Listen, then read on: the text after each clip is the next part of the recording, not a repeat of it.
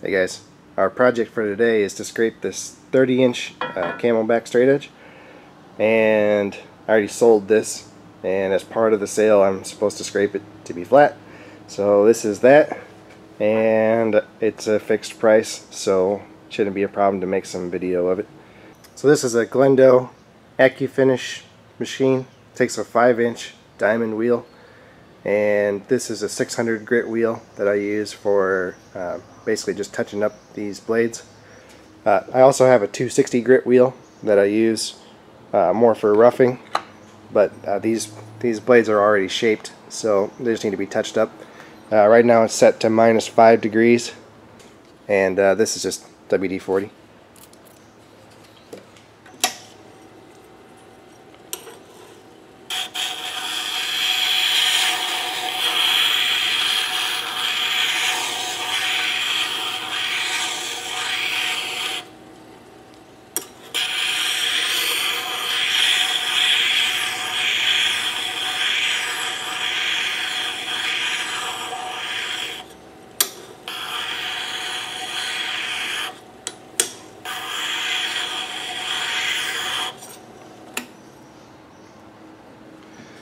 Alright, that's all it takes.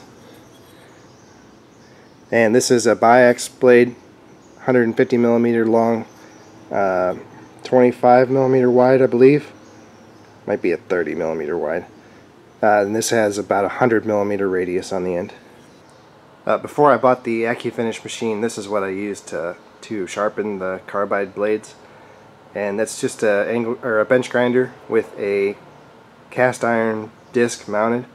And then I use some diamond paste to charge this cast iron lapping wheel, and then this rest pad here is set permanently at -3 degrees, and it actually works pretty well.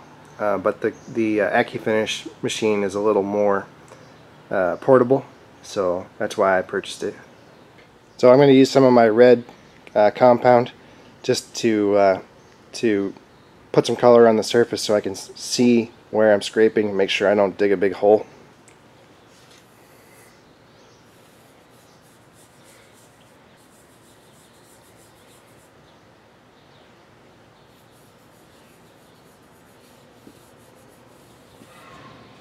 The blade is set up in the Biax scraper.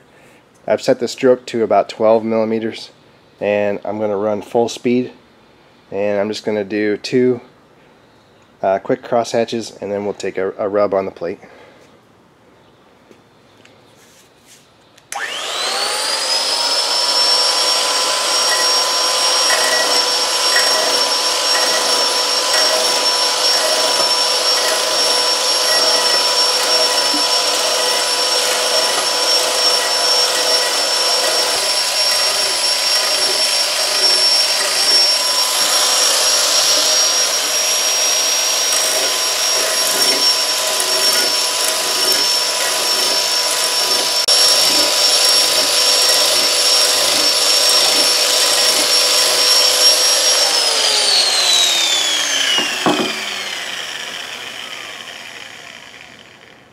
Right, so the first scrape doesn't have to be pretty or perfect.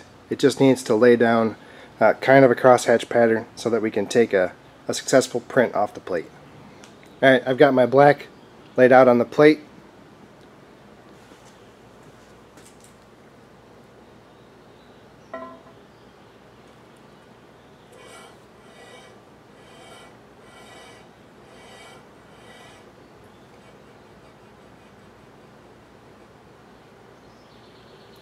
Alright, so looks like it's definitely high in the middle.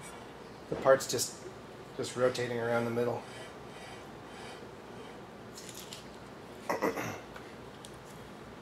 So I know that the middle is high because the part wants to just helicopter around the middle.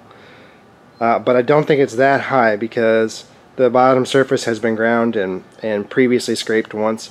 So I suspect that it's actually pretty close to flat, like within maybe 1 or 2 thousandths. So there's no reason to go whole hog and start roughing.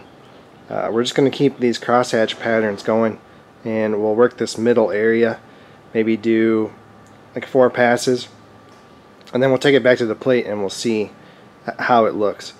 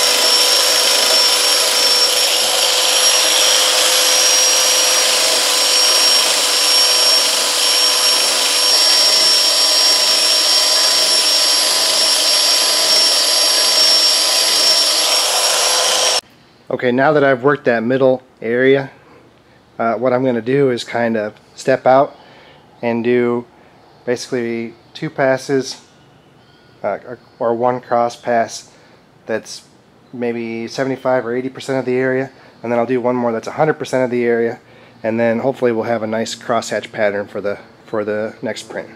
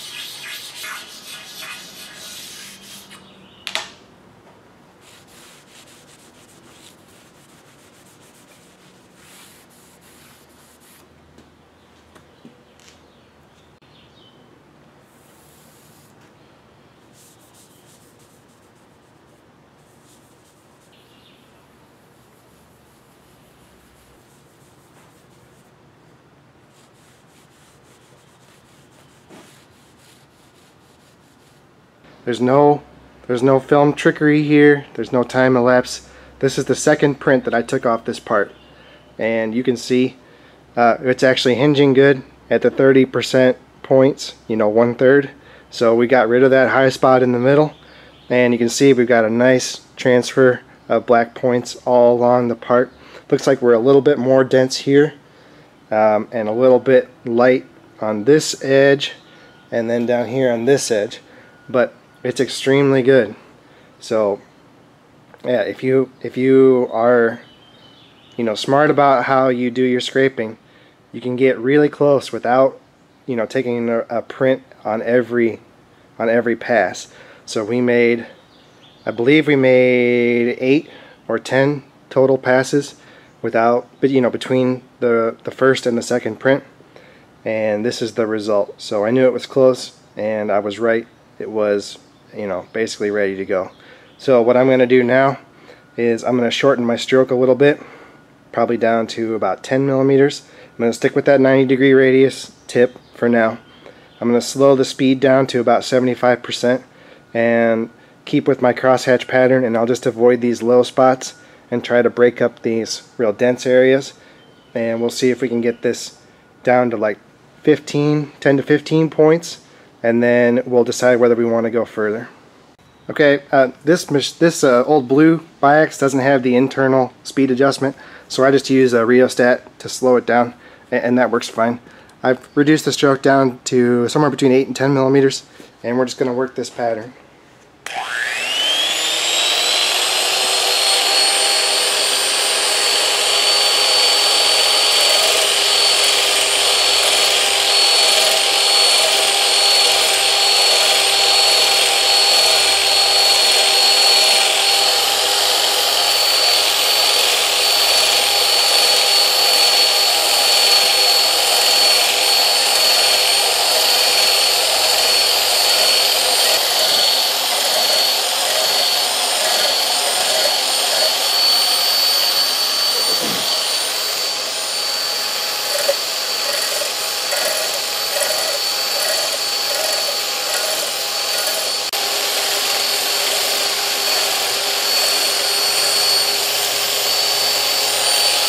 Okay, I'm going to leave this end right here.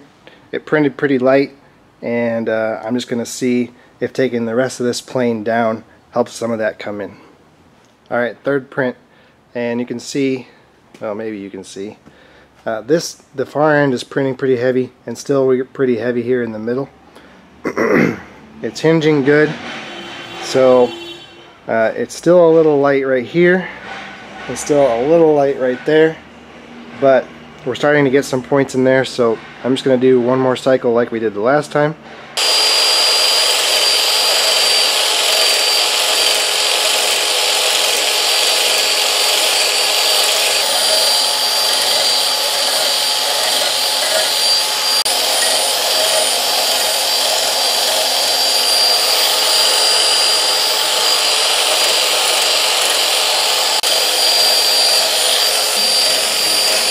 Okay, what I did is I went through and I hit the largest and most dense spots with the first direction, and then I'm going to change directions and do the whole surface except for the very low spots, and then I'll come back and do the first direction again over the whole surface, and we'll see what we end up with.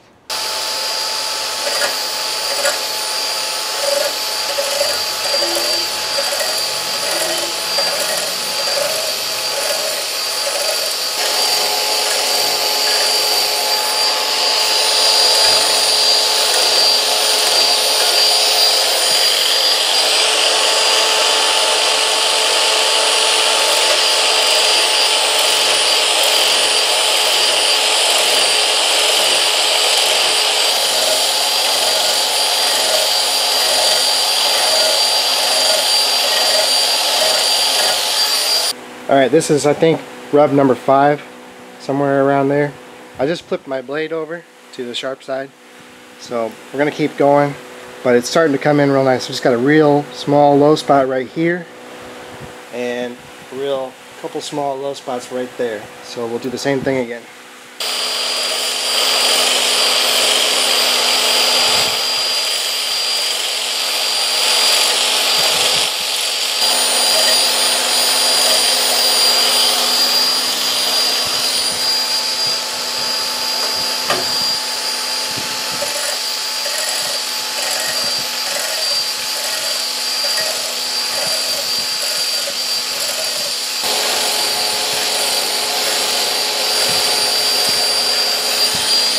Alright guys, this is 6 or 7 on the layouts on the plate.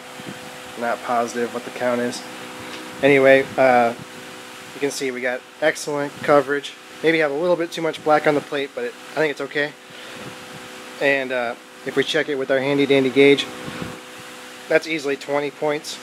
So this is a reference surface though, so we're going to slow the Biax down, decrease the stroke down to about 3/16 or maybe a little bit less, so 3-4 millimeters, somewhere in there, so 1/8 inch 3/16, and we're going to go to like a 40 millimeter or 50 millimeter radius blade and see if we can get down closer to 40 points. Alright, here we go.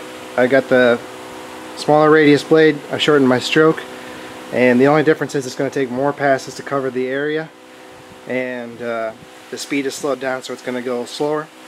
And then same deal, I'll just scrape along, and then any obvious low spots I'll just skip them, and hopefully we can get this down to 40 points in, I don't know, 4 or 6 passes, somewhere like that.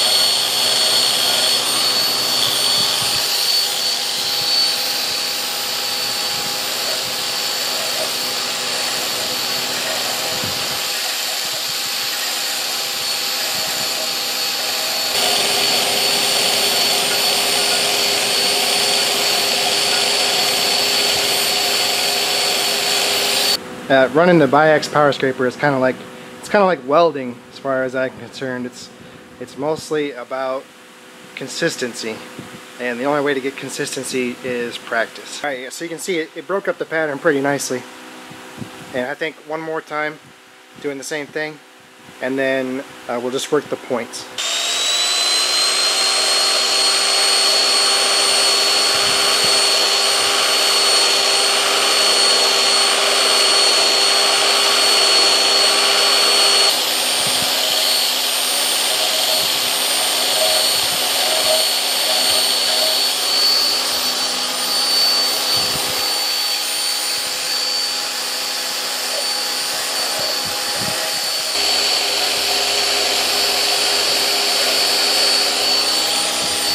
Alright, so it's pretty good. In fact, it's really good. And so what I'm going to do now is just work some of these larger points or clusters of points and try to break them up a little bit. And I'm just going to keep making my individual scrape marks and lines, but only working the real high spots.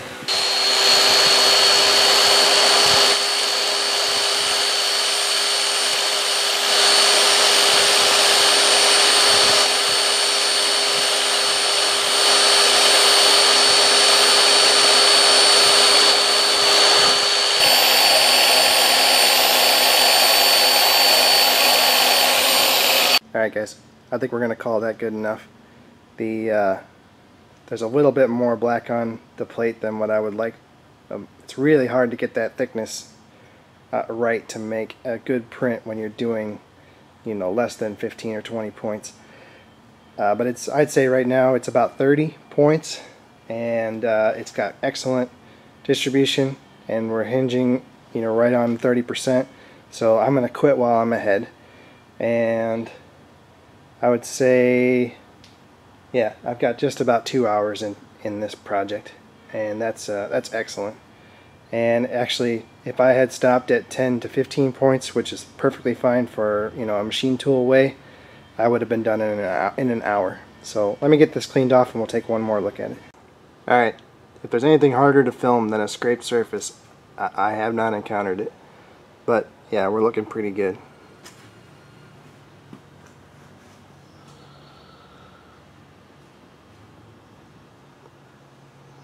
So you see we got a pretty nice little checkerboard pattern, and there's maybe a little bit of chatter out here at the edges, but that seems to be pretty normal for me. Yeah, I'm pretty happy with the way it came out. So I'm gonna build a nice crate for this and ship it out. Yeah, there's one big scratch right here. You can see it. It didn't come out in the scraping process, but I'm not worried about that at all. It shouldn't affect it in a functional way. So yeah, there it is.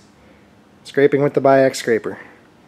It's definitely, if you're in this to make money, it's the way to go. So thanks for watching.